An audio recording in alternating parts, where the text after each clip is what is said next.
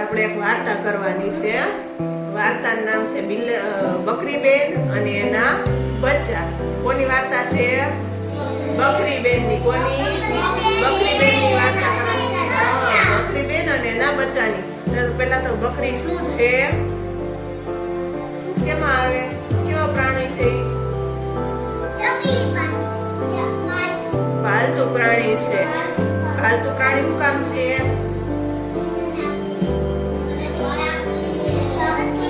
સરસ, આપણે ઘરે રાખીએ છીએ, આપણે કાંઈ ઈજા પુગાડતો નથી. આપણે બકરી આપણે કામ લાગે છે ને, આપણે કામમાં મદદ કરે છે, એટલે બકરીબેન પાલતુ પ્રાણી છે. આપણે ઘરે પાળી શકવી છીએ એટલે. તો એ બકરીબેન છે ને એની વાર્તા કરવાની છે. બકરી અને એના 7 બચ્ચાની વાત કરવાની છે. એક બકરીબેન હતા, બરોબર, અને એને છે ને 7 બચ્ચા હતા, નાના. પછી જંગલમાં રહેતા હતા. પછી ત્યાં તડકો ને વરસાદ ને એવું બધું આવ્યા રાખે. એક ઘર હતું નહીં, જંગલમાં રહેતા હતા. વરસાદ ને તડકો ને એવું બધું આવે તો પછી શું કરવું? વરસાદમાં બહુ વરસાદ આવે પલળી જાય ને, એવું બધું થયું. તો એને વિચાર એવો પટોળી કે હાલો નહીં કે બકરીબેન કે આજે કામ કરવું, હું કે છે ને મકાન બનાવી નાખું, પછી આમ બધા એની અંદર રહેશું. મકાન બનાવવા હાટું કાંઈક જોઈ તો ખરી ને વસ્તુ બધી. એવો વિચાર કરતા કરતા છે ને આપણો ગામનો રસ્તો હોય ને, રસ્તા વચ્ચે જઈને બેસી ગયા કે જે આવે ને એના આગળથી વસ્તુ લઈ લે. તો છે ને સૌથી પહેલા છે ને એક ભાઈની એનું ગાડું ભરેલું હતું ને આખું ગોળનું ભર્યું હતું. તો ગાડાવાળાને આગળ જઈને બેસી ગયા. તો ઓલા ભાઈ કે બેન કે આ ખાલી છે બકરીબેન એમ.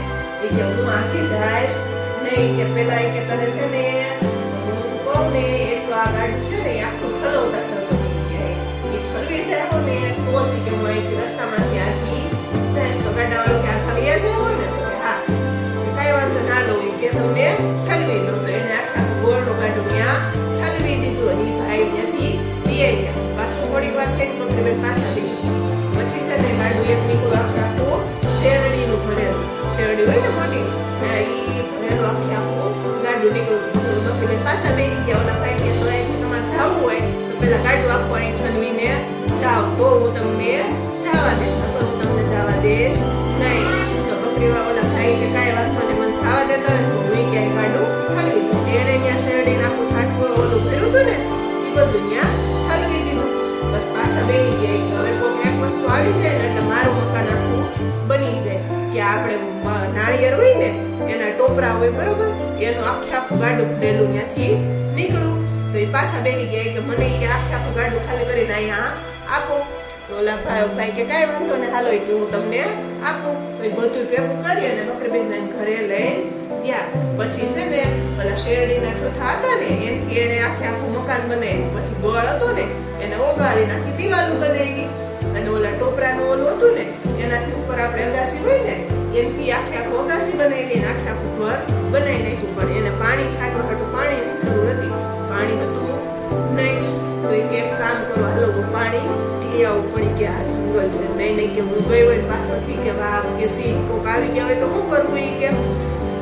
તો એ છે ને હાલતા થયા તો ઓલા બટોડા કે એના છે ઓલા નાના બચ્ચા હતા ને એને કીધું હું કે જંગલમાં છે ને કે પાણી ભરવા જાઉં છું. કે તમારે શું કરવાનું ખબર છે?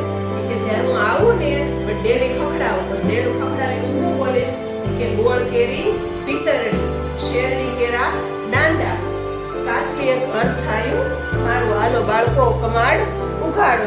હું જ્યારે આવું બોલું ને ત્યારે જ કે દરવાજો ખોલવાનો, ત્યારે દરવાજો ખોલવાનો નહીં. પછી એ બધું એવું બોલી અને પછી બહાર ફરી આમ ગઈ તો ત્યાં રાખ પડી. એને રાખને ભલામણ કરી કે હું જાઉં છું કે તમારા ઘરનું છોકરાઓનું ધ્યાન રાખજો. પાછા થોડા આગળ ગયા ને તો ત્યાં છે ને પીપળાનું મોટું ઝાડવું હતું. તો પીપળાને પોતાને કીધું હું કે જાઉં છું, નાના બચ્ચા છે ને તમારા આગળ મૂકીને જાઉં છું કે મારા છોકરાઓનું ધ્યાન રાખજો. પણ આ બધી જે વાત કરતા હતા ને એ ઘર હતું ને એની બહાર એક વાઘ હતો. એ ખબર ગયો, એ ખબર પડી ગઈ કે છોકરાઓનું કહેવાનું કે ગોળ કેરી પિતરડી, શેરડી કેરા દાંડા, બાળકો કમાડ ખોલો. એટલે કે છોકરાઓ કમાડ ખોલશે. એ બધું સાંભળી ગયો. ઓલા તો બકરીબેન તો પાણી ભરવા વી ગયા. પછી ભાગે આવી અને દરવાજો પકડાવી અને બોલ્યો ગોળ કેરી પિતરડી અને શેરડી કેરા દાંડા. કે હાલો બાળકો દરવાજો ખોલો, કમાડ ઉઘાડો. કે તો ઓલા પીપળો હતો ને પીપળાએ ના પાડી.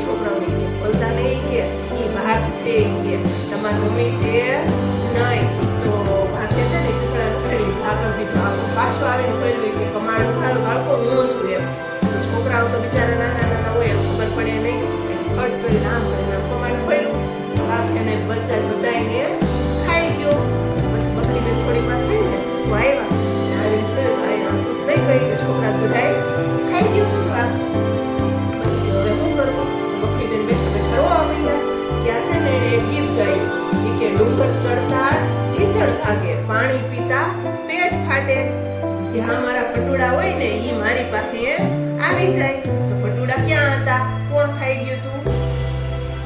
વાઘ ખાઈ ગયો તો ને. તો ભટુડી આટલું બોલી ને તો વાઘનું પેટ હતું ને આખું ફાટી ગયું અને એના પેટમાંથી ઓલા ભટુડા હતા ને એમ કીધું ભટુડા મારી પાસે મારા બચ્ચા પાછા વી આવો તો બચ્ચા પાછા દોડી બેન મમ્મી પાસે વી આવ્યા.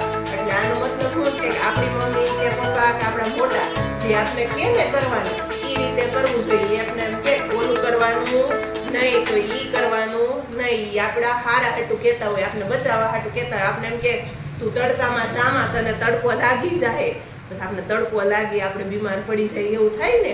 એટલે આપણા મોટા હોય ને એ આપણી હારા હાટું કહેતા હોય, આપણે જે કહેતા હોય ને હો